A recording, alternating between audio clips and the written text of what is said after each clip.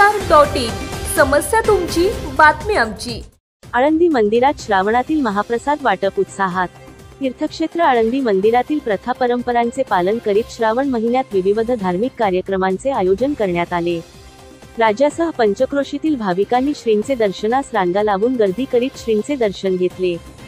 श्रावण महिन्यात लाखो भाविकांनी श्रींचे दर्शनाचा लाभ घेतला। आळंदीतील परंपरांचे पालन करीत महाप्रसाद वाटप उत्साहात झाले।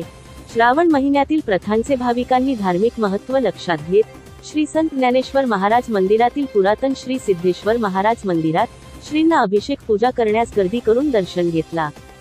श्रावणी सोमवार निमित्त मंदिरातील व्यवस्थापन समितीचे वतीने तसेच श्री आळंदी धाम सेवा समितीचे अध्यक्ष राहुल चव्हाण यांचेसह अनेक सेवक साधकांनी भाविकांना महाप्रसाद वाटप केले।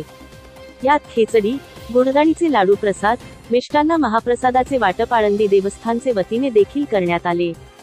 यासाठी श्री ज्ञानेश्वर महाराज संस्थान कमिटीचे प्रमुख विश्वस्त योगेश देसाई, विकास ढगे पाटील, व्यवस्थापक माऊली वीर, श्री आळंदी धाम सेवा समितीचे अध्यक्ष राहुल चव्हाण यांनी विशेष परिश्रम घेतले।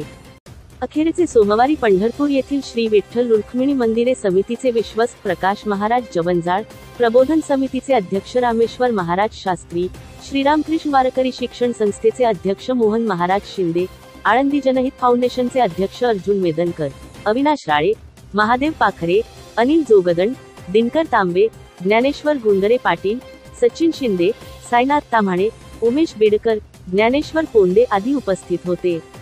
तीर्थक्षेत्र आळंदीत विविध धार्मिक कार्यक्रम प्रसंगी होणारी प्रसाद वाटप सेवा अधिकाधिक प्रमाणात वाढत असून पंचक्रोशीत या सेवेची प्रेरणा घेऊन सामाजिक बांधिलकीतून उपक्रम राबविले जात असल्याचे युवा उद्योजक राहुल चव्हाण यांनी सांगितले।